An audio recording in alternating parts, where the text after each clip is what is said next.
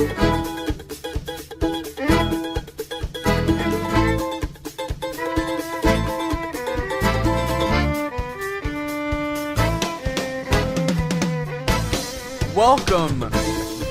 viewers, to the Pixarspective. Let's talk about Ratatouille. Let's talk about ratatouilling. Ratatouille. Rat-a-patootie. Rat-patootie. How to ratatouille your panda. Clever. Yes.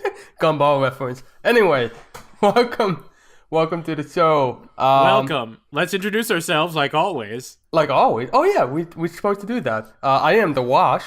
What? I'm RandomBystanderHere. I don't know what you guys are laughing about. Oh, were we supposed to introduce ourselves? Yes! Ratatouille. So Ratatouille. Let's. I guess we can get started right away and talk about our history with this. So, how about the Kirby fan? Tell us your personal deep history with Ratatouille. Are you saying this because you know how quick it's going to be? Go ahead. I saw this movie for the first time a couple years ago. That's right. You saw it. You saw it because of me, right? Yes, you and Random. Yeah, Yep. That's right. I remember that. That's it. And have you seen the movie since? No. Oh wow. Okay, so this is gonna be an interesting. It's gonna be very interesting. just Very interesting perspective. A very interesting Pixarspective. A very interesting Ratatouille your panda perspective. Yeah, we can't really do Carspective. It doesn't work like that. No. Carspective was a once-in-a-lifetime miracle. We're never going to recreate it. Pixarspective doesn't work the same way. No. Pixarspective was actually perfect. Yeah, that was... But we'll see. We have 2 more movies to do that, so it's okay. Alright, well, ever the optimist, Random, you talk about your history next.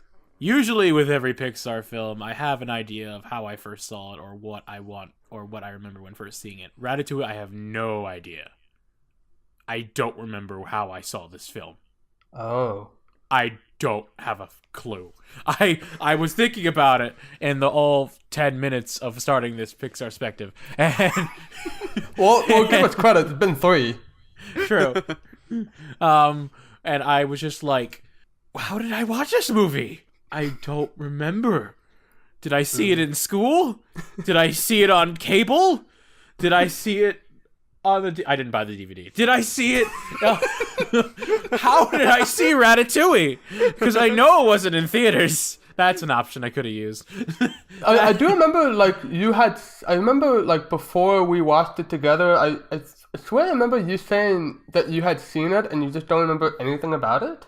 That probably... Yes! I probably blocked it out of my mind for some reason. I don't know if I liked Ratatouille or not before, but I remember when I saw it again with you two, I just was thinking, it's a fun film. It's fun, it's good, it has some problems, but it's good. Mm-hmm. And, yeah, it's Ratatouille.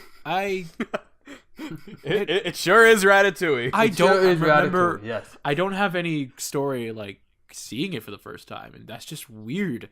Because I think there's some movies where I remember the first seeing it very well. Sometimes good, sometimes bad. Good Dinosaur, and I just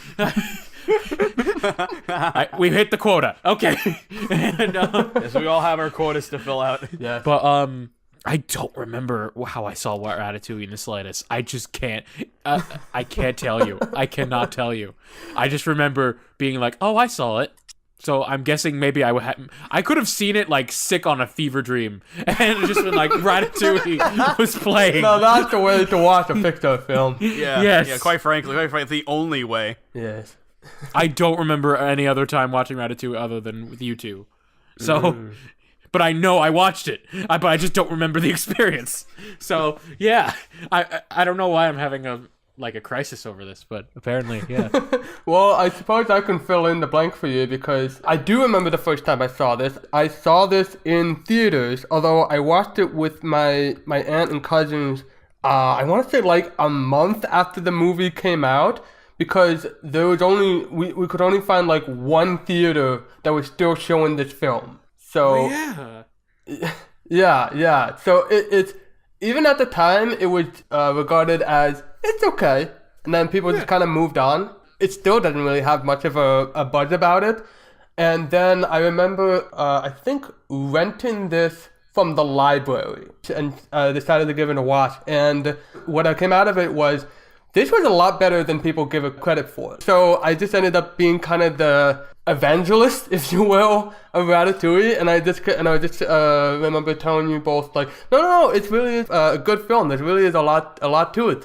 And it's a good film, we swear. It's a good film, we swear.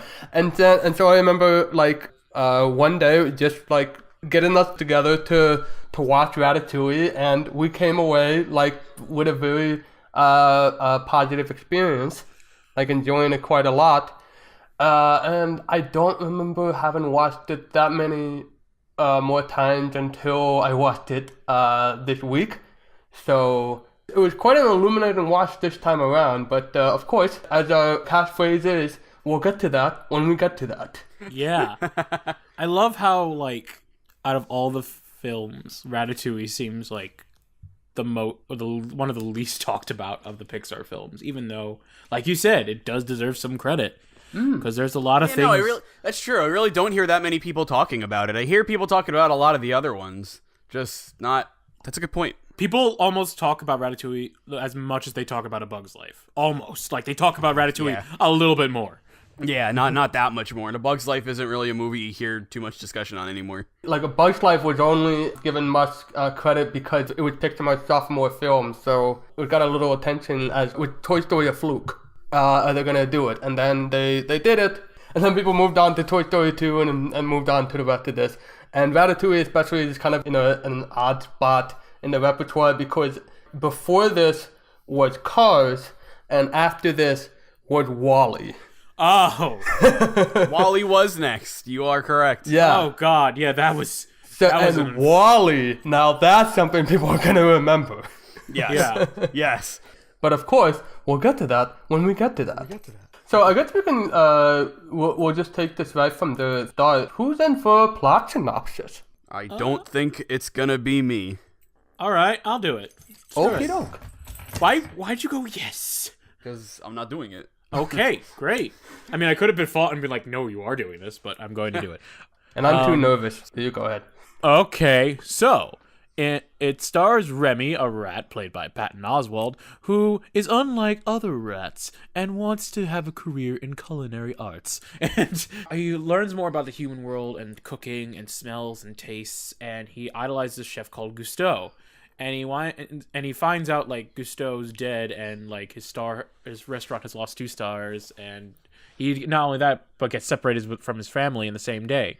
So he runs into Gusteau's restaurant, and he winds up encountering a bunch of chefs in the restaurant, including Linguini, who is a garbage boy. And at first, like, he sees Linguini like mess things up, and Remy is like, I have to fix this, and he fixes it, and he winds up making something delicious. And then Remy gets caught, and it's up to Linguini to actually like kill him and get rid of him, but they wind up like understanding each other, which I like a lot, that the animal doesn't talk in this film to humans. That's such a strong point and so unlike Disney. I love it. Well, it's unlike Disney at the time. Anyway, sure. And they wind up working together to like become a good chef. And there's a whole bunch of other crazy characters like Skinner, who we'll get to. We'll get to. Oh my god, I don't know her name, but the female chef. Her name is Colette. Colette! I should know that. There's a Les Mis joke with that. Either way, they learn like work with each other, and they learn what it's through like working together that truly anyone can cook. And we'll get to that again because I really want to talk about the message a lot of this film because that's the most memorable part of it for me. Oh yes. That's been a big take. Well, there's one of 2 big takeaways that we got when we last saw the film together. Is the message and one of the characters who became like a star for us. Yes. So where should we start next?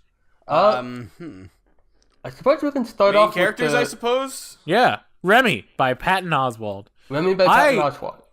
I love Patton Oswalt a lot. Like this, if anything, this movie got me into his stand-up comedy. Oh Who is yeah, this guy? yeah, that's right. And I was curious, and then I found out so many of his awesome stand-up. And he does. I personally think he does a really good job in this. There's some times where I remember when I first saw this, I saw Remy's actions as kind of selfish at first, but watching the film, I don't know why I saw him as more identifiable in a way. There are some times where his stuck-upness did show, but that was him. He's a perfectionist. He is like a rat version of perfection. He wants everything to be amazing because he knows it can be amazing. Yeah, that's fair. I remember it bothered me more when I last saw the film, but it didn't bother me as much when I saw this film this time. Okay. Maybe because I'm becoming I've become more of a perfectionist. I relate to this joke. Oh, there were times where I actually did think he was a jerk, though. I was kind of surprised that upon this latest rewatch, I started to see like some problems with the film, and I was surprised with how many of those problems were because of Remy. I found he was too stuck up. Like there were points in this where it really just became, yeah, he's right in the end, but also does he have to be so smug about it? I'm gonna drop this take. Go ahead. I think Remy is about as bad as Lightning. Ooh. See, here's the thing. I'm in agreement. Really? I'm in agreement with you. So here's the thing. Lightning's worst moment was at the beginning of the movie with the Rusties. That was his worst moment, and I'm not going to defend that or anything, but I think Remy had an equally bad moment. What was that? The first time that Remy stole food from the restaurant, and the Gusteau imagination in his head said, "You can't steal food, that's not right." And Remy says, "Oh, don't worry, it's all figured out. If he gets fired, I get fired too, so it's okay." And he steals the food. Okay. And then he keeps stealing the food, and when his imaginative Gusteau is saying to not steal the food, he doesn't even come up with excuses anymore. He's just like, don't worry, it'll be fine. Yeah. To be fair, he was pressured by a very large rat. He was pressured by his own family, but also he could just... That's the thing, he wanted to say to his brother... hold on, I had the name... Emil. Emil. He had Emil, played by Peter Stone, who is the director of Partly Cloudly, and he's the future director of The Good Dinosaur. God damn it, we already went through the quota! I'm filling my quota, damn it. Random, did you like or dislike Emil? I actually really liked him a lot. No. Okay, Emil was very good. Okay. Anyways, I think maybe the reason I didn't mind Remy as much is because the people around him like compensated for him a little bit. Like when it was just him, I was like, okay, he's kind of being annoying. I wouldn't call him as bad as Lightning McQueen, except for maybe that moment in particular.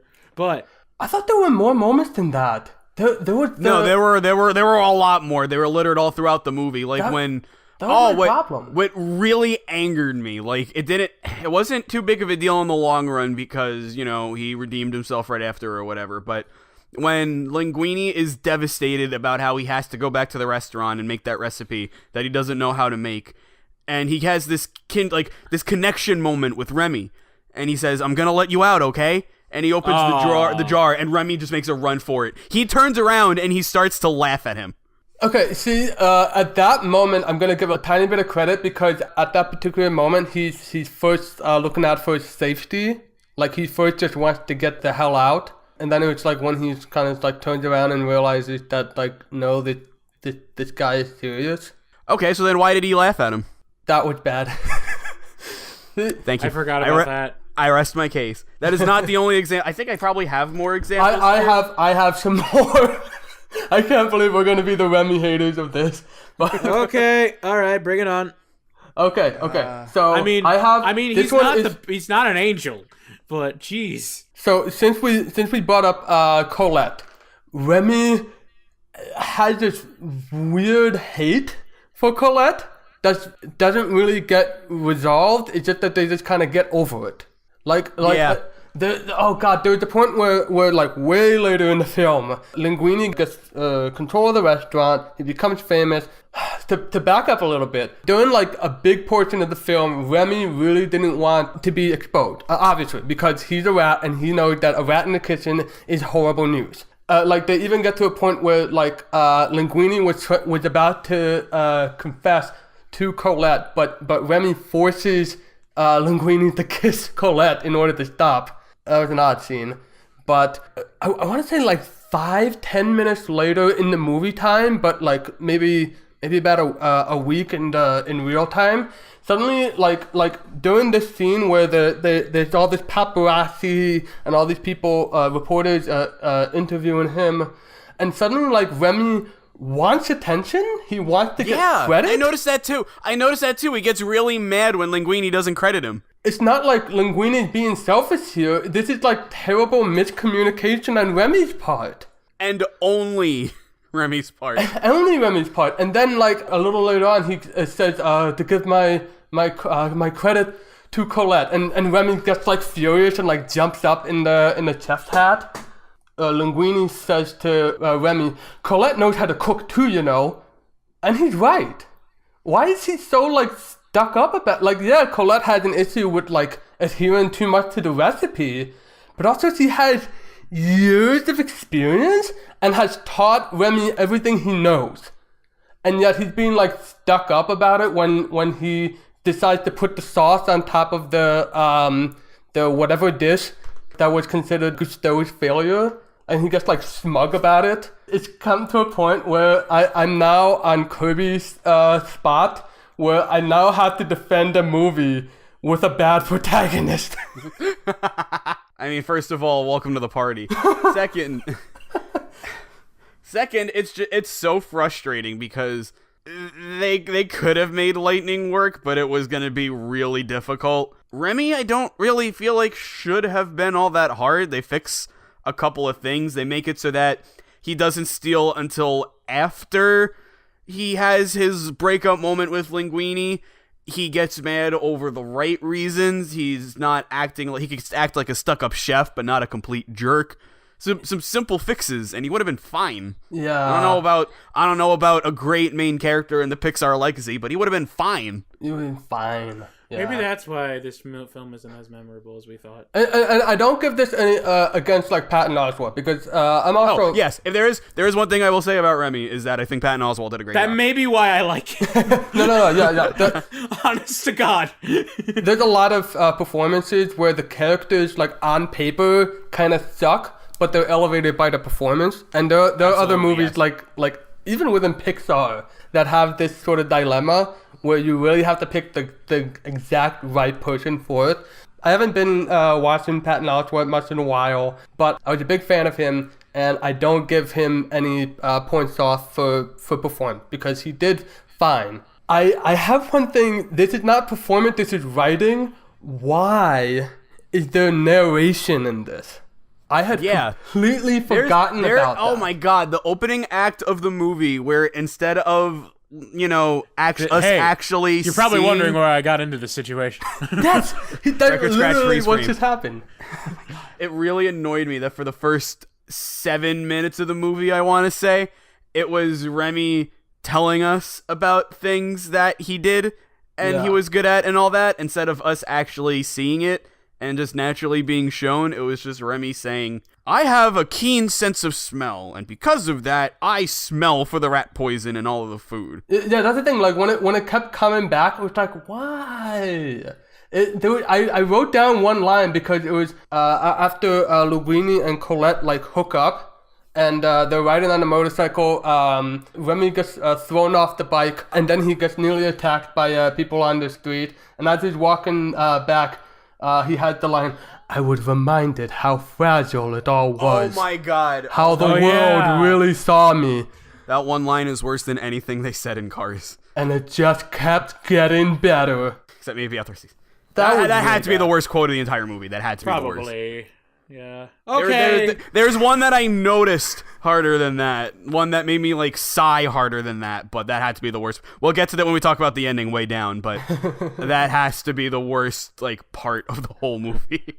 Well, okay, maybe not actually. Random, I just want to say, like, as much as we're hitting we're punching down Remy. That doesn't mean you have to. If you enjoy him, that's okay. Yeah. I like it. Absolutely. I don't. I mean, yes, he has a lot of faults, but at the same time, I didn't hate him that much. Again, maybe fine. because I like Patton Oswalt. Maybe I because... do have this question for you, and it's just a question. I'm not trying to put you down, but why do you like Remy but dislike Lightning? I don't know. I think it's because of the performance. That's totally fair. That's totally fair. Owen Wilson is a hard sell. I think if Lightning McQueen was voiced by Patton Oswalt, first off, what the fuck? Second off, yeah. Imagine Remy saying "ka-chow." Yeah, I think it's a lot of it is the performance for me because I just like Patton Oswalt and I think he's hilarious. And I don't know. It's just there are times where yes, he did go too far. There were times where I think during the narrations I did get bored and I actually forgot about their narrations in the movie in general until you just reminded me. Actually, no, I didn't remember one narration, but it was not narration from Remy. It was narration from Hugo. That narration at the end is the only thing I that one's actually good, but we'll get to that when we get to that. We'll get to that. So, you know what actually was funny? What? Linguini. Yeah, he was my favorite part of the film. I gotta say, when I first saw the movie, I think you two might remember me saying I didn't like him. I like him. Yeah, I liked him a lot more on second watch. His charm really got through to me on the second watching. And you know what? What probably made Linguini a lot better for you? During the scenes with Linguini and Remy did not talk. That was the one thing that I actually liked about Remy.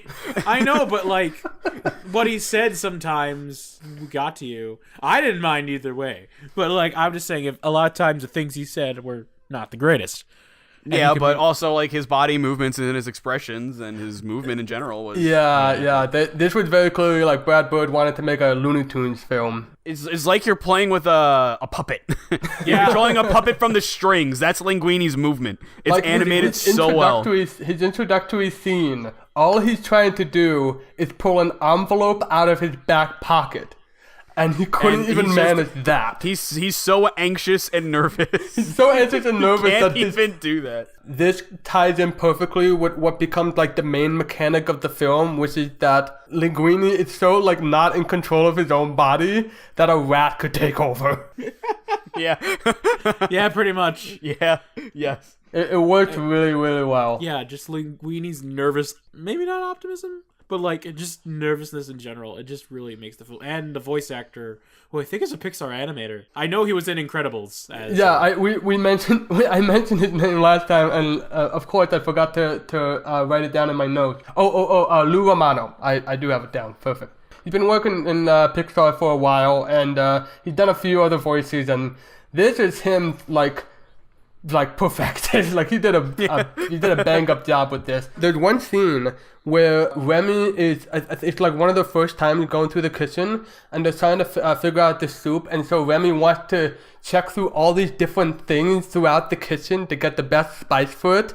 And the actor Lou Romano, what they did is that they played the animated footage. And then he did that. Oh, okay. Let me check over here. He just reacted to the footage as if that was what was actually happening to him. That's really good. That's really good. Yeah. I guess I need this. I guess I need this now.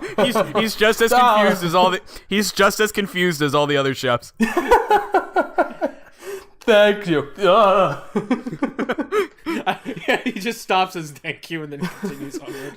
So sort of that bizarre, strange humor that Pixar's really good at. When Remy and Linguini are in the kitchen and Remy's crawling around Linguini's clothes and everything, biting him, which was kind of weird, but whatever. Linguini just storms into the kitchen, slams Linguini on the tray, like unbuttons his shirt a little bit. You see all the bite marks, and then he just starts screaming.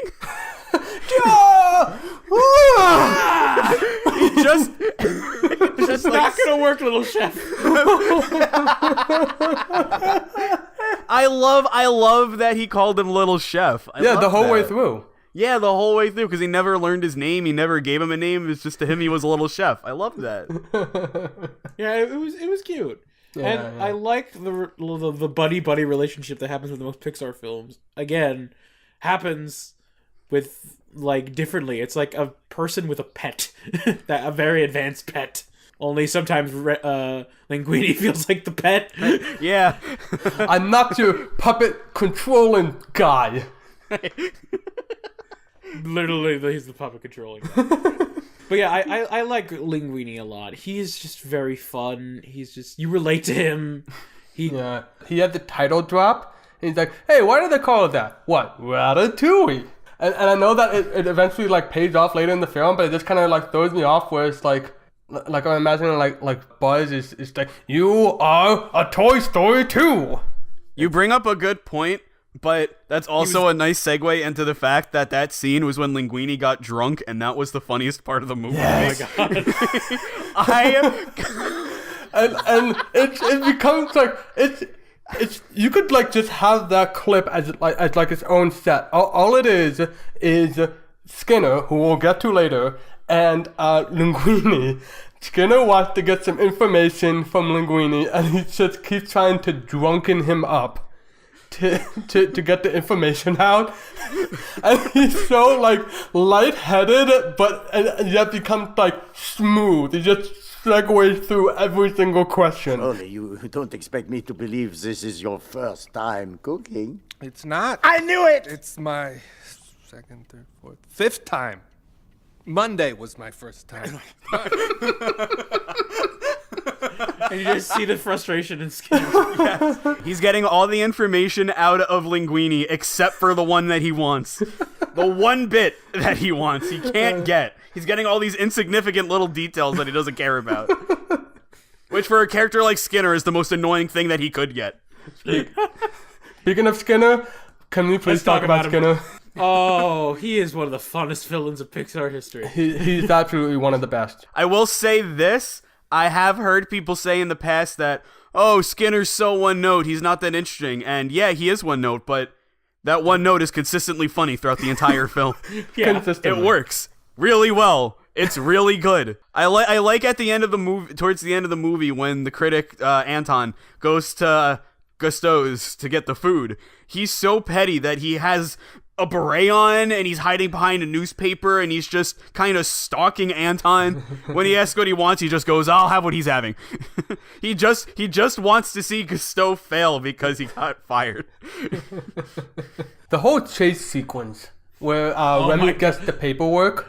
Oh my god. It's so much amazing physicality. When Remy runs away and Skinner just pushes the guy off the bike. He's such an angry, tiny little man. The perfect conclusion is when like Remy like he makes a jump and he ends up like the wind lifts the paper up and he ends up gliding through. And meanwhile, Skinner makes his best leap, and the best he can do is like to pull the tablecloth off a dinner, and they did it so expertly that the couple didn't even notice. Yes. He's got such a good presence in the kitchen, though. You know, when he's there, you know, he's got everyone's attention. Oh my god, you know? the absolute probably the single best thing in this movie. Linguini puts out some food for Remy outside of the kitchen, and when he comes back, Skinner is on the top shelf behind him and tries to tries to grab the hat off. Yeah. And then he like sees, he like looks inside and like, got your dog. That one is just like expertly Looney Tunes. Like it was so Looney Tunes. You can really tell that he was a big fan of like Warner Brothers and such. He's just another character who's animated in such like a specifically perfect manner. he's animated in a way that only. Well, not only, but like Brad Bird really put his heart out to make sure this character is done right. Yes. I fully agree. I'm trying to think of other Skinner moments. Just he's so paranoid about like everything, and his lawyer couldn't buy it anymore. Should I be concerned about this? Yeah, that lawyer was also one of the best. Can I just say the facial expressions in this movie are incredible? Yeah, I just want to say that they really are. They really are. And it's partly helped by the character design themselves. Like this is very distinct. Yeah. Yeah, like going off of The Incredibles, where they're really getting the humans looking like really good and appealing. They come out with really distinct facial features that pay off really well by the end of it. It's just all they all look like fun. All the different chefs in the kitchen, like I chew the man with my thumb. I like when Skinner runs into that guy after he got fired, and all he has to do is point his thumb at him, and he becomes afraid.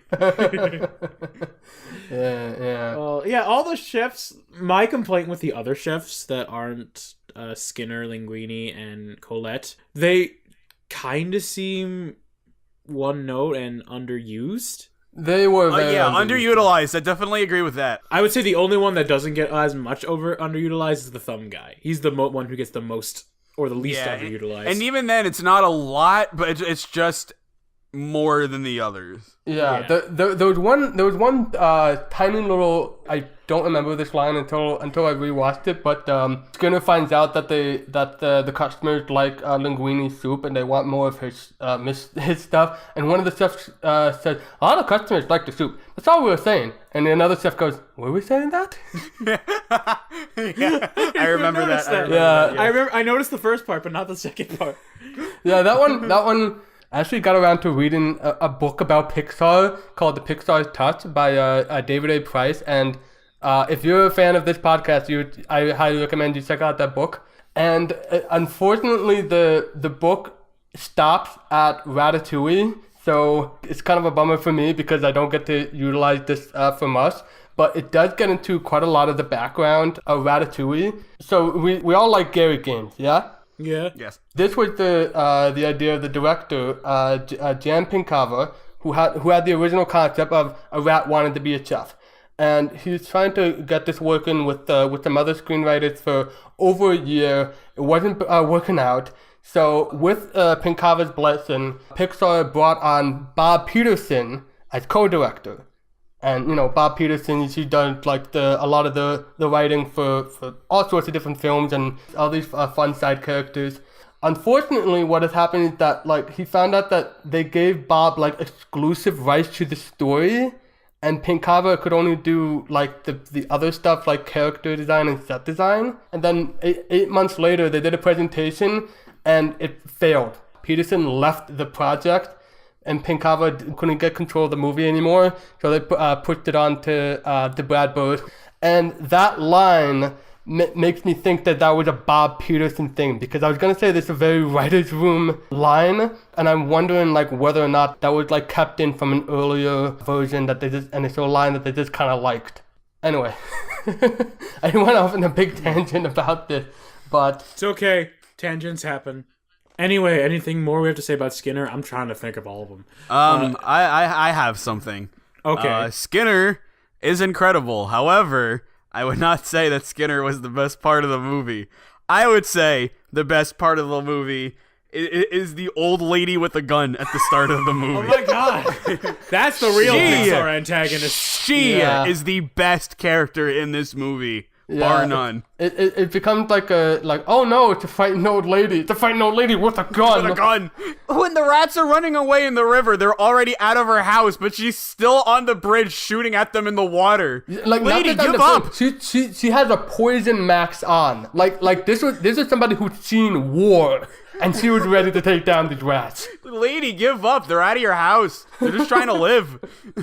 Give up. Let them go. He's getting like war flashbacks to it. It's like, oh. Her ceiling collapsed on her because she shot the ceiling so many times. Also, a gun? Really? Yeah.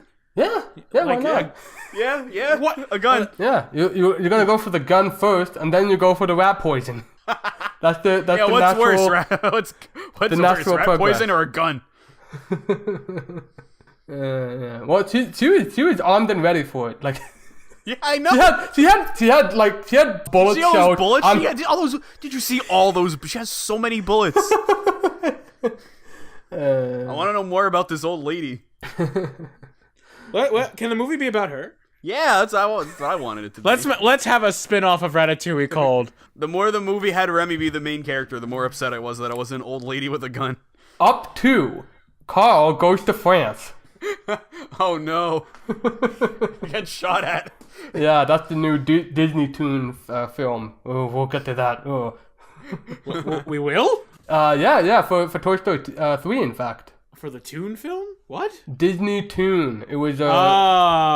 Yeah. Well, of course, we'll have to get to that later. That doesn't become a part of it quite yet. While we're still talking on characters, let's go into we mentioned her a few times. Let's go into Colette. What did we think about Colette? She's pretty good. Yeah, I thought she was okay.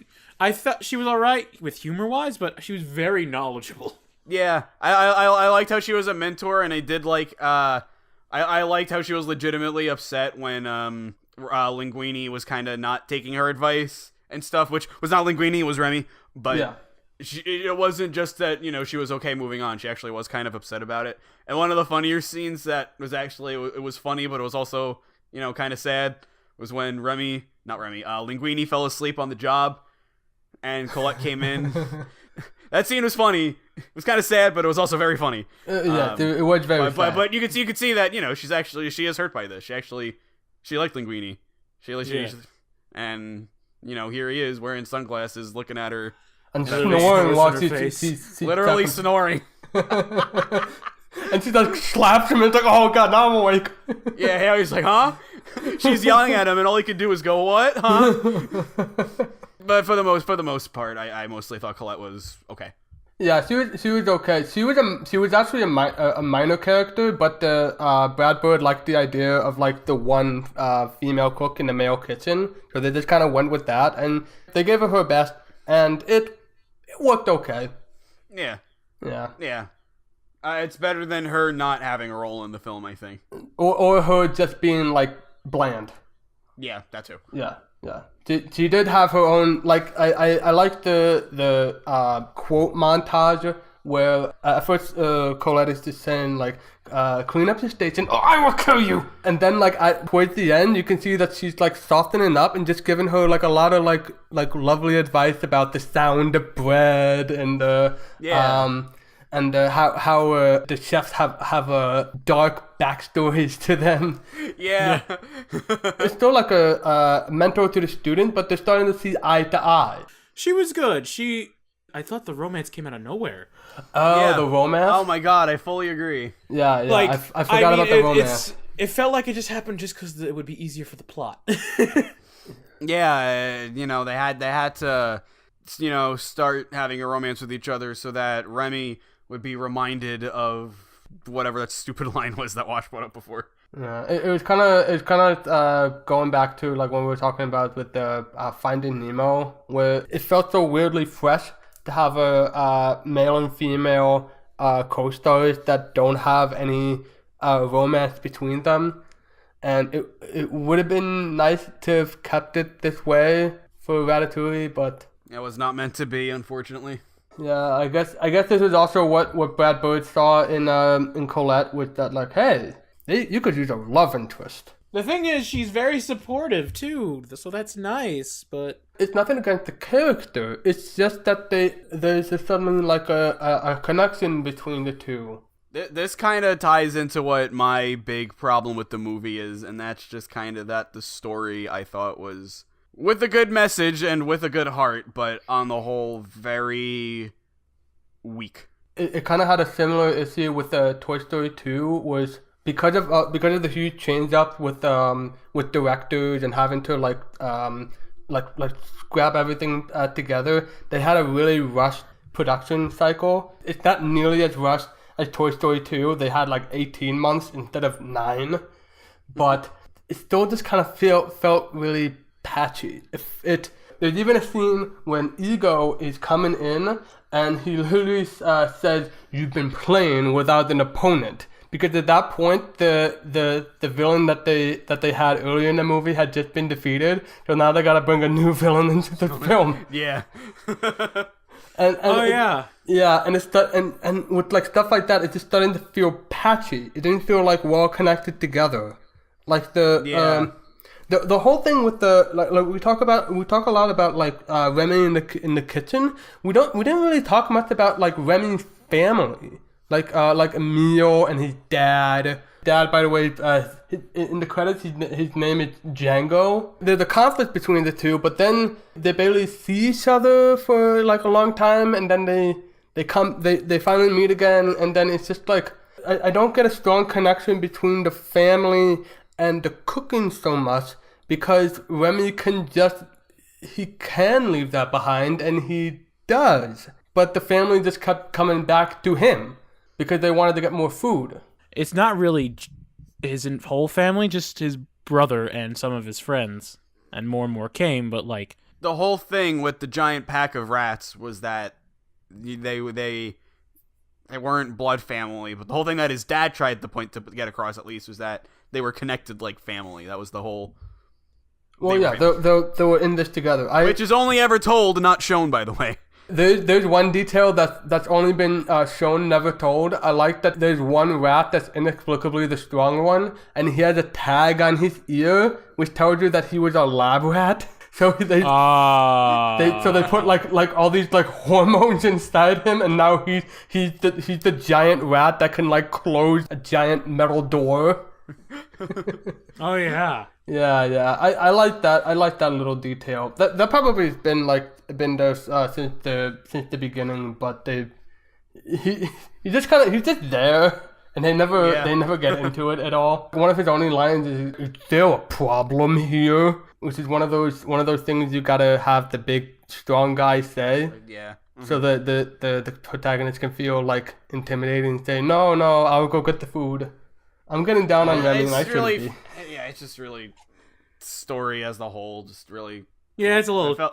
It felt very weak to me. There's so many parts of the story where it was just either really mean or really rushed and choppy and underdeveloped. Yeah. Or parts that, man, this movie had one of those really stupid breakup things when they get into an argument and then they get into an argument. It's not a misunderstanding. Well, technically it is. It's sort of it. They have an argument. Linguini comes in. I'm sorry, little chef. I was wrong. And then he sees that he's stealing. You're stealing. We're through. And they break up. They storm off. And you know they're gonna get back together. So you're really doing this? And the way they get back together is just that like Linguini is in a really tight spot, and he suddenly remembers that like, oh yeah, the rat was the thing that was making me cook this whole time. It barely becomes anything organic. And when Linguini inheriting Gusteau's restaurant and all that, him being his son, it was a part of the movie for a little bit before Remy found it out, but once Remy found it out and he ran off with the notes, and then Skinner was fired and Linguini inherited an entire restaurant when the public knew about it for 2 days. Yeah. No, that's not how. So much is glossed over and rushed, but then you have a lot of really weird things like Remy and his family that they take the time out to actually get into, but they don't get into it. They rush it over, but they still bring up that it's there. I mean, say what you will about Toy Story 2, at least, you know, it was split between the Buzz plot and the Woody plot. There's an A plot, and then there's the rest. That's quite a damning way of putting it. Goddamn. It's just really what my big problem with the movie is. It's the story, and this story is kind of what dictates everything. Yeah, it's a big problem to have. And thing is, it's character that dictates story. And I mean, some good characters, a lot of forgettable characters, and Remy. See, the thing, something with Pixar movies. Up to this point, I've loved the beginning of even Cars. I've loved the beginning of every single Pixar movie. This movie, it just opens up with the TV on a just pitch black background, talking about Gusteau, and then 10 minutes into the movie, and it's the same thing talking about Gusteau, except it finishes. And you could totally have a thing where you get a preview of it at the start, and then you find out more later. But not only is there a 10-minute gap, but this is like the opening bit of the movie, and it's just a TV on a black background for no explicable reason. Like, you look at Finding Nemo's opening, or the beginning of The Incredibles, or Toy Story, these very well thought out openings, hell, even Cars.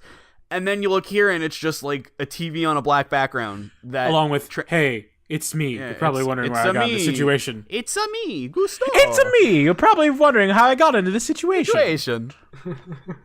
Well, you see, Luigi. Anyway. Oh no, Mario! We're rats now. How did we even get ourselves into this mess? I hope we make lots of ratatouille. Luigi. Gusto, look! It's from Skinner. Dear plastic rat. Bowser would definitely be Skinner. Yes. Bowser would definitely be... Oh my god, just imagine, like, Skinner in the CDI animation style. Oh, man. Definitely. Oh, man. Oh my god. He would fit right in. He would fit right in, absolutely. He would fit right in. What else is there to talk about? I mean, I guess Ego, but he's kind of like... He only seems to be mentioned, like, in the very beginning, like, through, like, a narration from a television show, and then he comes in more towards the end. He may not be in the film much, but when he does enter the room, you could feel the weight when he enters the room. Yeah. Which is... and he's probably one of the more intimidating Pixar films. I like how... I like how into the character he gets. I don't really feel anything about him in one way or the other, but I like how into his critic character that he gets when he's ordering the food, and he's saying, "Do you have perspective?" And he's just giving off like this monologue, and then John Ratzenberger's like, "What?" Yeah, John Ratzenberger. And by the end of it, Anton is literally leaning over the table, stretching in John Ratzenberger's face.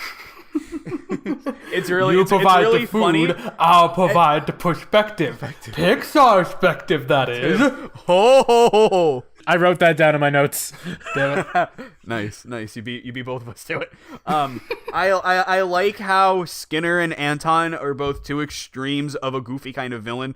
Skinner being the goofy, and Anton being the intimidating goofy. Yes. It's just with Anton himself, as far as like the character goes. I just don't think he's in the movie enough. I think he's fine.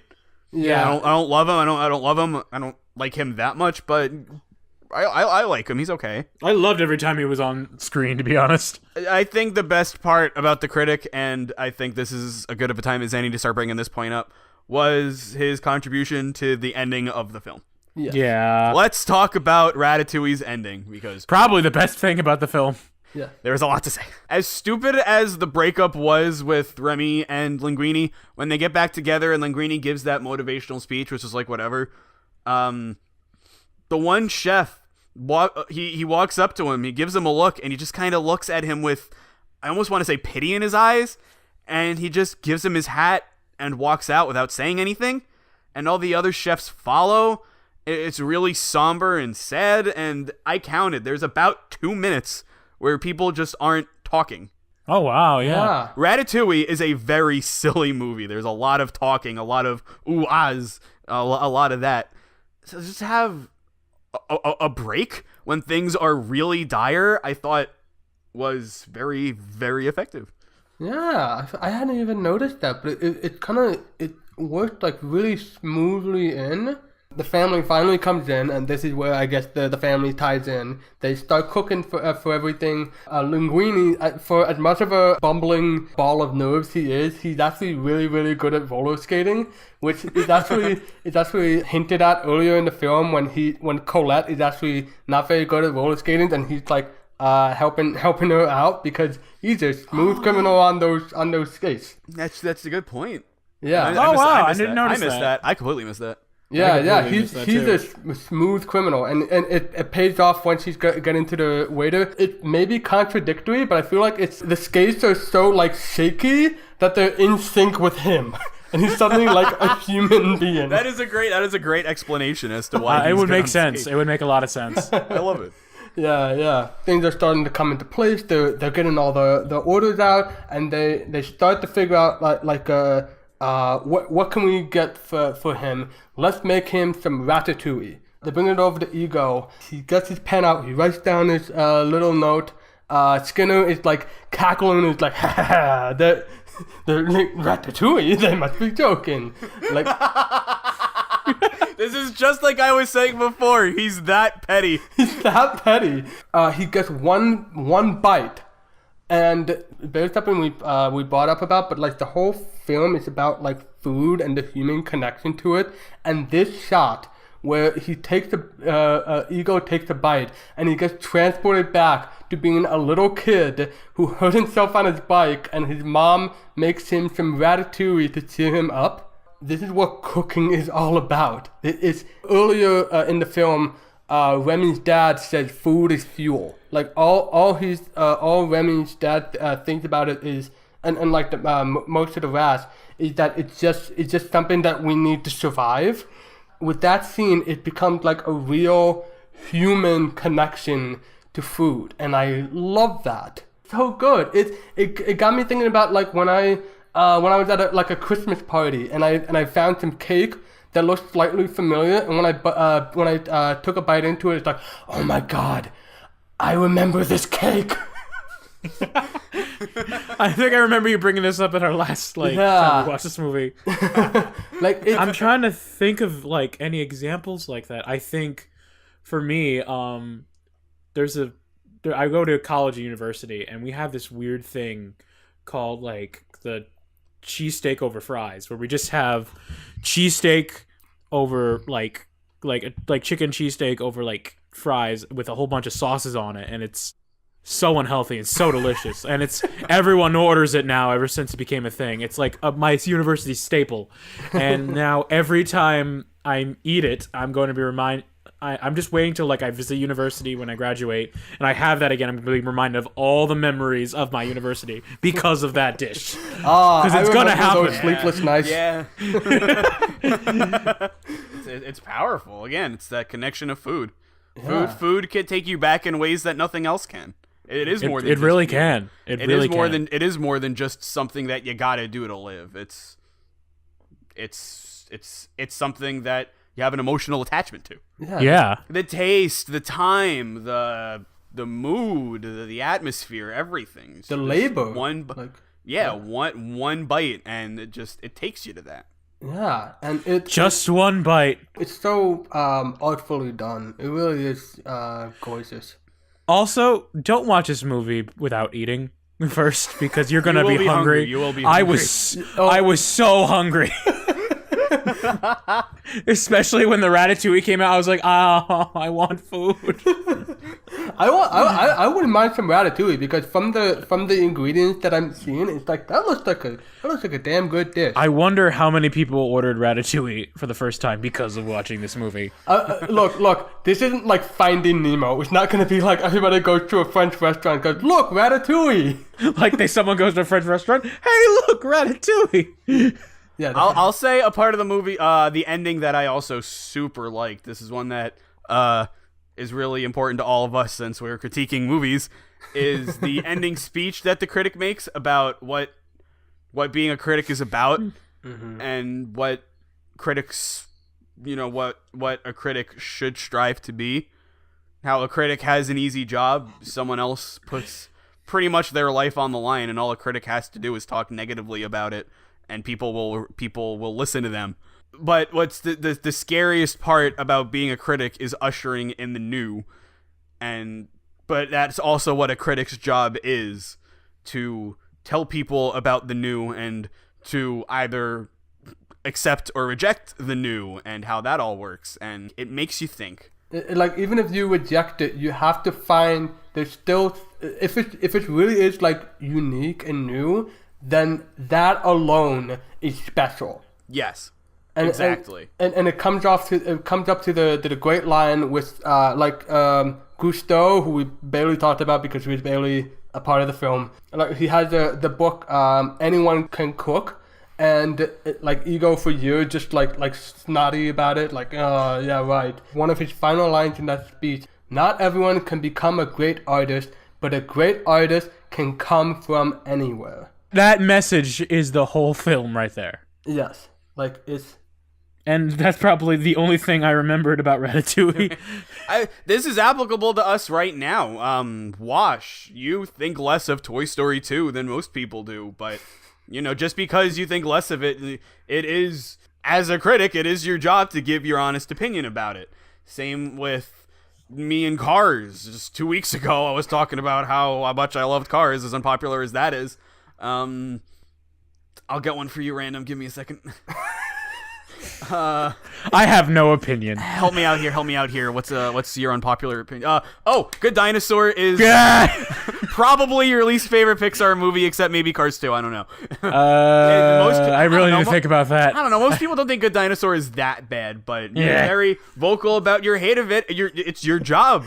As somebody critiquing a movie, it's your job to be honest about this. And yes, you're not holding back. Wash didn't hold back with Toy Story 2. I didn't hold back with Cars. If somebody does find some enjoyment out of it, that is special. That is something that we can. That's something that we should kind of like analyze. Like that's what I was trying to say. Yes. Yes. That's the whole point of enjoying things, of enjoying food, of enjoying Pixar films, of enjoying podcasts about Pixar films about food.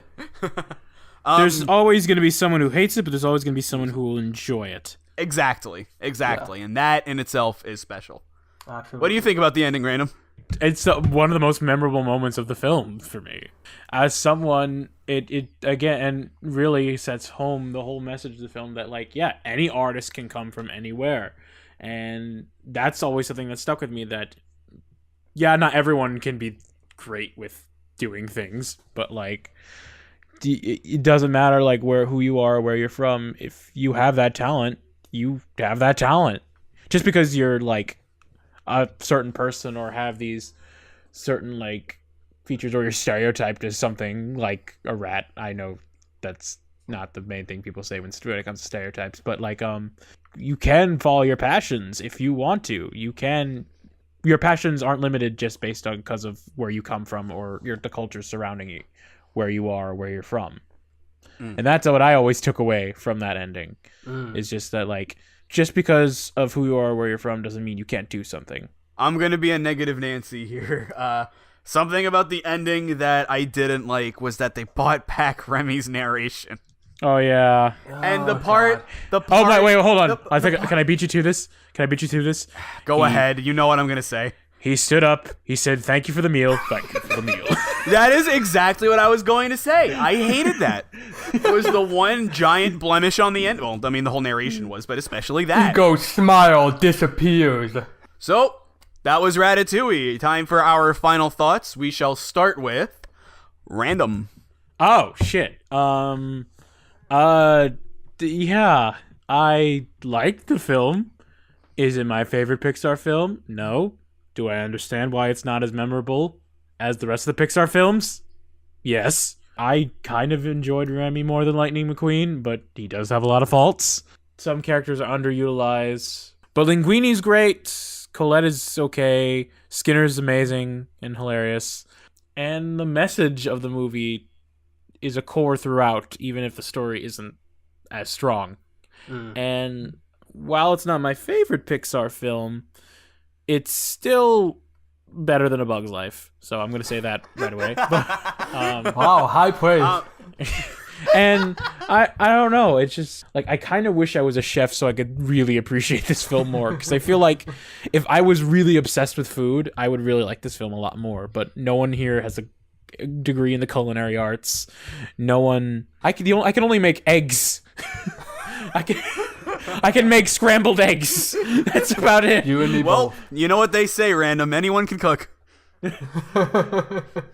I like the film. I like it. It's okay. That's good. All right, Wash, you're up. All right, sure. I have a lot of issues with Remy, and those issues end up, like, leaching into the many different things I don't really enjoy about the film, like the narration, like the story. Although that can also be a bit separated from that. I really didn't like Remy's, like, smugness. There's so much of the film. Like I was saying, it's now become the Cars for me, because I can say I like some of the secondary characters. I like the comedy. I really enjoyed the animation. Like, Brad Bird just, like, knocked it out of the park. And it has a similar issue for me with Toy Story 2, which is that, like I've been saying, Toy Story 2, I like its parts, but the parts don't come up to a coherent whole. And this has much of the same problem, although there are some parts that are really dragging the others down. Mixing my metaphors here.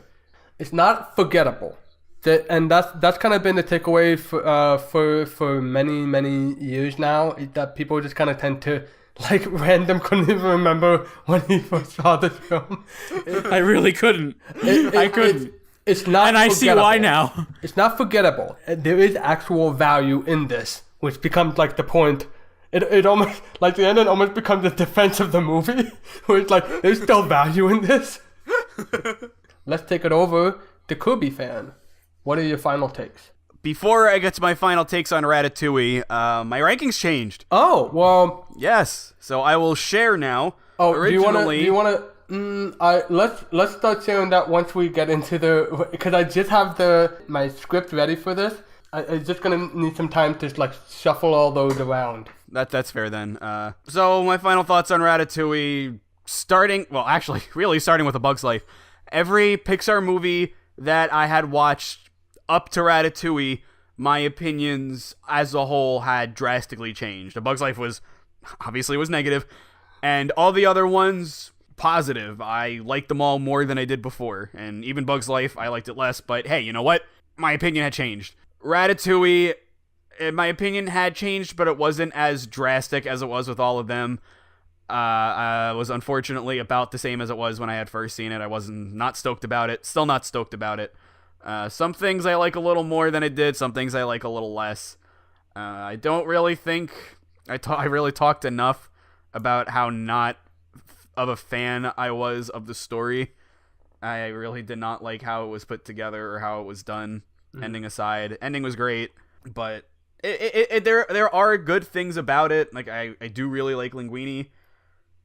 He's got some charming dialogue, very great animation. The music in the movie I thought was fantastic. The credits music was out of The Incredibles, which I thought was a little weird, but I'm not gonna complain because The Incredibles.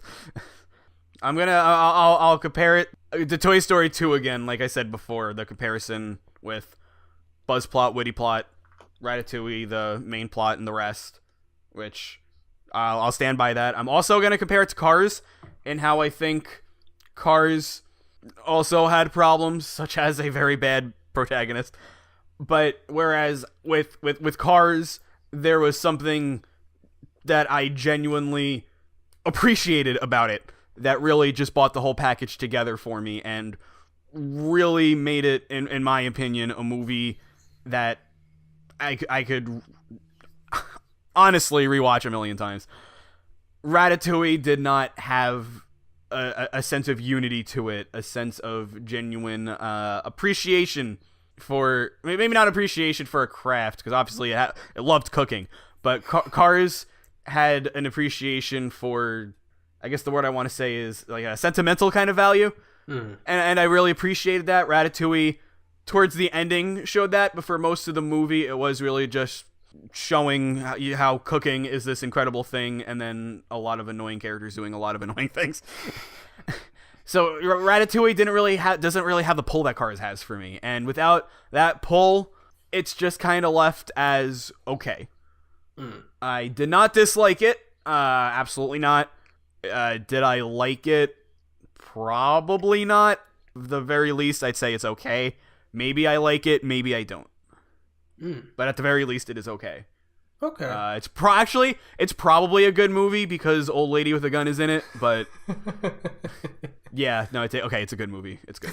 It's not great. It's not even that good. It's barely good, but it's good. I had to be reminded of the best character in the film. Sorry. That lady's so good because she doesn't have a single line of dialogue. Yeah, she like grunts annoyingly when she doesn't kill rats. I think she sleeps on a recliner. That's about it. All we know about her is that she's good with a gun. No, she's not good with a gun. She doesn't shoot him. That's why I said. You couldn't see it. I made quotes. Oh. Well, I guess this is the time when we get into the rankings. And KirbyFan, you said that you have a change up. I sure do. So let me remind you on what your current list is. From the bottom up, it's A Bug's Life, followed by Toy Story 2, then Monsters Incorporated, Toy Story 1, Cars, then Finding Nemo, and then Incredibles. Now, what is your change up this time? So I want you two to guess. Either Cars moved, Monsters Inc. moved, or Toy Story moved. It's one of those three. Okay. Which movie was it? It was moved in whatever direction, one slot. So which movie was it, and was it up or down? My guess is going to be that Monsters Inc. and Toy Story 1 swapped places. I think it's going to be that kind of sort of change up, while you're still going to insist that Cars is still better than both of those films. Okay, well, first of all, I'm not saying it's better. I'm saying I like it more. But second, okay. But that's my guess. Random, what do you think? I think that it's a trick question, and all three things have changed. Unfortunately. In what way? He just... ItsKirbyfan just rearranged the whole schedule just to fuck with us. Well, unfortunately, Random is incorrect. However, Wash is correct. Yes. I moved Toy Story 1 moved down 1, and Monsters Inc. moved up 1. Okay. I will now note that in your list. So now from the bottom up, it's Bug's Life, Toy Story 2, Toy Story, Monsters Inc., yada, yada, yada. Cars, and then Finding Nemo and Incredible. Yeah, Cars is yada, yada, yada. Who cares? It's Cars. So that's been your list. For Random and I, our bottom three is kind of the same. We have a Bug's Life, followed by Cars, followed by Toy Story 2. And then Random, you have Monsters Inc., followed by The Incredibles, followed by Toy Story, followed by Finding Nemo. And for me, I have Toy Story, followed by Monsters Inc., followed by Finding Nemo, followed by The Incredibles. Are you okay with that ranking, Random?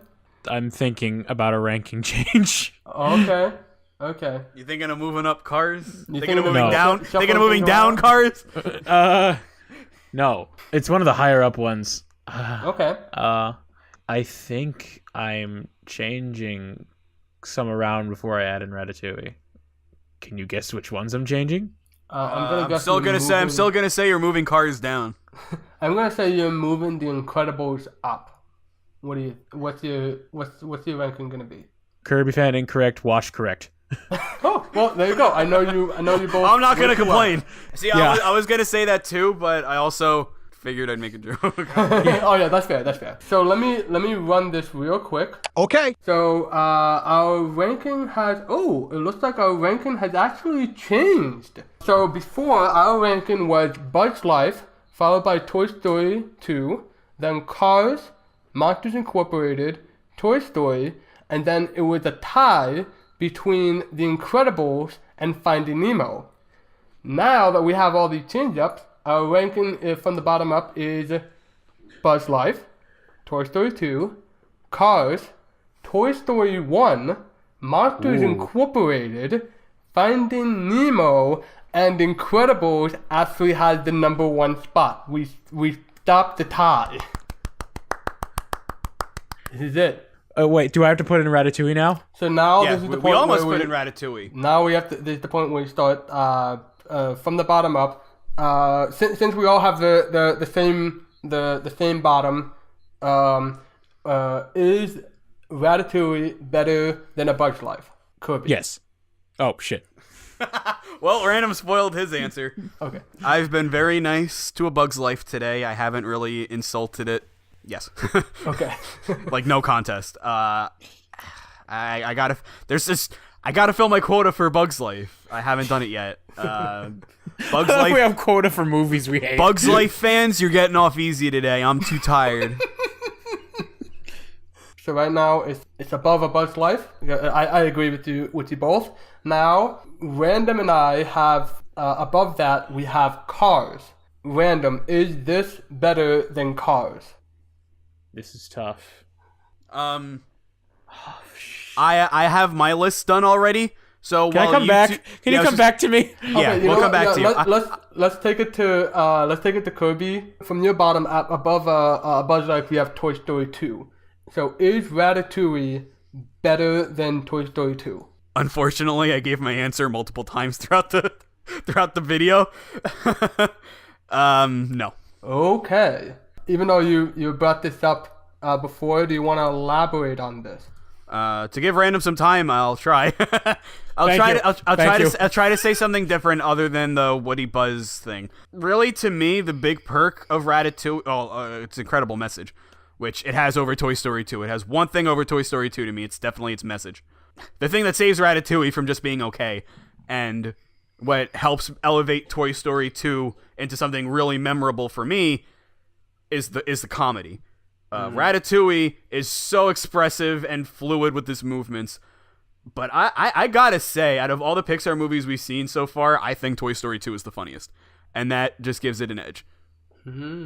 Toy Story 2, it's definitely the funniest so far. The Woody plot had its fair share of misses with the jokes, and it had its fair share of hits, but the Buzz plot was nothing but, like, knocked it out of the park jokes. They were all so funny.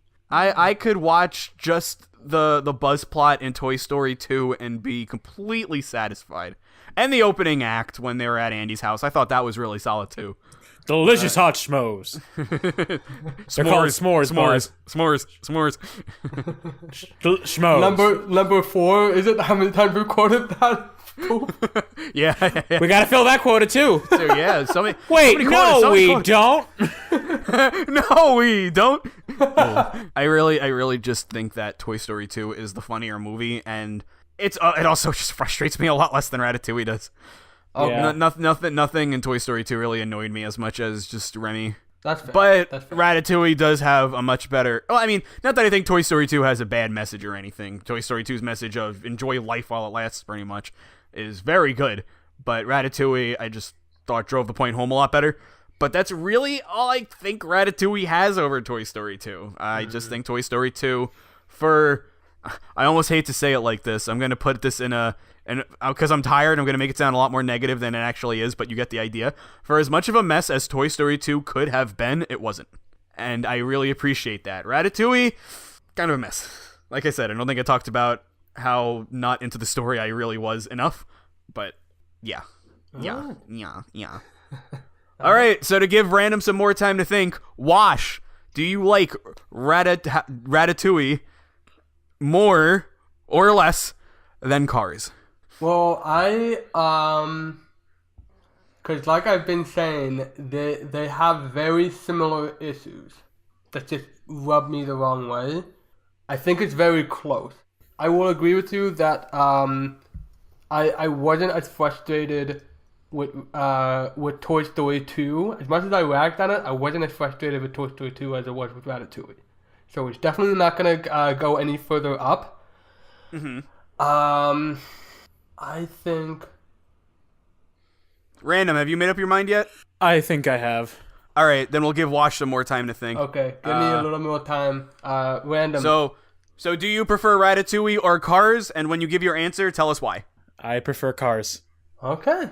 Wow, I was actually really not expecting that. All right, why? I wasn't expecting it either. But I was looking at both experiences of the film, and I was like, which one did I enjoy watching more?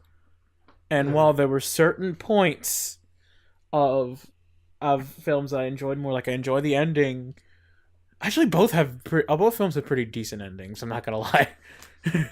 Yeah, the endings are standouts for both. Yeah, it's gonna sound silly. I had more fun watching Cars than I did watching Ratatouille. I had more fun, and that was the deciding factor for me. That's very, very good. Wow. I like that. I like that. No, obviously as a Cars fan, I like that. but just as because you know you watch like you watch movies, you interact with media to have fun, right? Yeah, and even though Cars isn't that great, I remembered Cars. I remembered Cars. I didn't remember when I first saw Ratatouille. I only remember the ending and Patton Oswalt, and that's it. Ouch. That's all I really was memorable, and I had more fun watching Cars at school, even though I was doing homework half the time with it, and then when I was watching Ratatouille with my full focus on it. There's some great moments about both films, don't get me wrong, and some moments outshine the others in Cars, I will admit. But I can't believe I was saying this, I liked Cars more than Ratatouille. Welcome, Random. I did not think Cars would get past the bottom 2, but here we are. Or like get out of the bottom 2 rather. Or bottom 3. Let's be real. Oh no, bottom 4 because a good dinosaur. Cars 2, Cars 2, Cars 3, good dinosaur, Cars 1. That would be. I'm assuming you thought your bottom 4 was gonna be. Or when I first started this list, probably. After Bug's Life, no. Yeah. Oh, I forgot about A Bug's Life. Most people do. Okay, Your daily quota? Daily quota. You didn't get off that easy today, Bug's Life fan. All right, Wash. All right, Wash. You're up. Ratatouille or Cars? Thing is, as I'm staring at this, I'm now getting like introspective, where it's like I'm feeling like I should put Ratatouille above Cars, but now I'm getting introspective of saying like, am I just saying that because of like some sort of ego that I don't want the movie that I had defended before to be beaten by Cars? For what it's worth, I used to defend A Bug's Life, so. Yeah. Again, I used to defend A Bug's Life. I'm just throwing it out there. That movie still hurts. It kills me that I hate that movie. I want to not hate it. Yeah, I mean, I like it better than Cars 2, probably. We'll see, but we'll see. I didn't think Cars would get as high as it is, but here we are. I didn't think Ratatouille would be as low as it is, but here it is. But be honest with yourself. Yeah. Yes. That's the point of the movie. That's the point what of I was this, saying with the critic. That's the point of this, yeah. And you know what? I am going to be honest with myself. Cars beats Ratatouille. I ragged on this a lot with Rose in the last episode. Like I've been saying, it's very close. The protagonist of Cars it dragged a lot of things down for me. He ended up frustrating me. I think it's still a complete story, which is more than I can say for Ratatouille.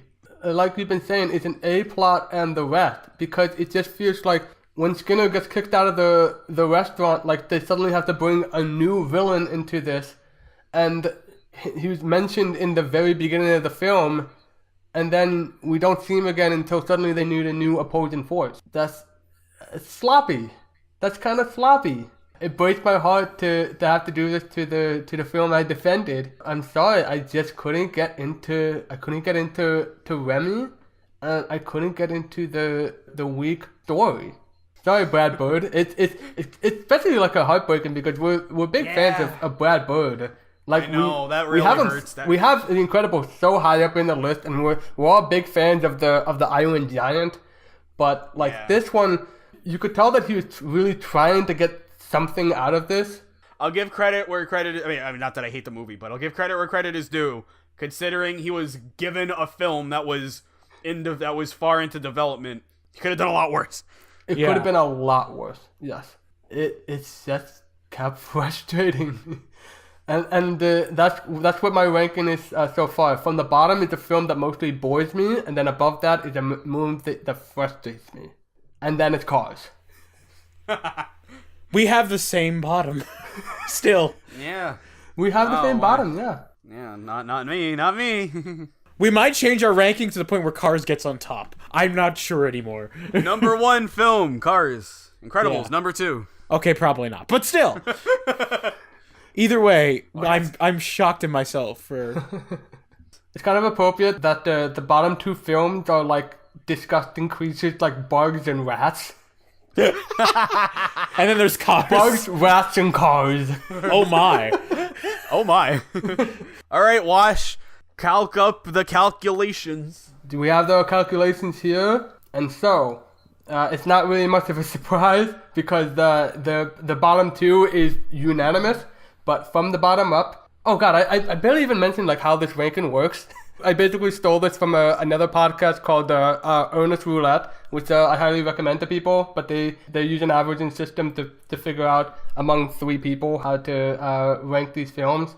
So from the bottom up, A Bug's Life with 42 points, then Ratatouille with 45, Toy Story 2 at 50, Cars at 51, Toy Story 1 at 54, Monsters Incorporated at 55, Finding Nemo at 61, and Incredibles at 62 points.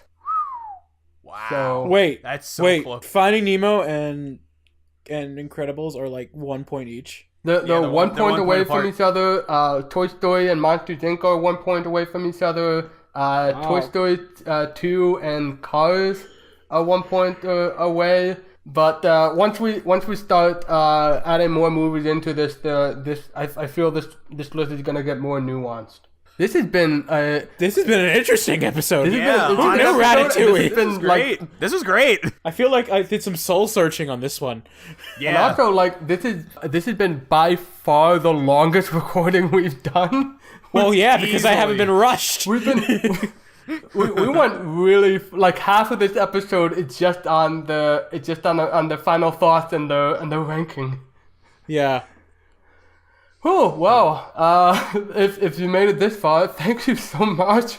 This has been an illuminating Or if you're skipping night. to the end to see our opinions. This has been Have fun with that. Yeah, so next up, Next up. Wally. That's Wally. right. Yes. Oh man, Wally. Oh boy. That is Yeah. also a movie I've only seen once, and I've also only seen with you two.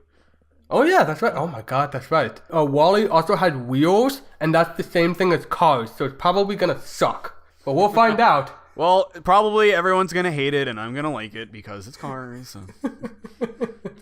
It's actually Cars 1.5. Yeah, we can't call it Cars 2 because that's even when we're joking around, that's too much of an insult. Thank you for listening to us talk about Ratatouille for a bit, and then talk about life. What is it? What did you call it? Ratatouille your panda. What is wrong with how to ratatouille your panda? Okay, you asked for it. Oh! Clever. Clever.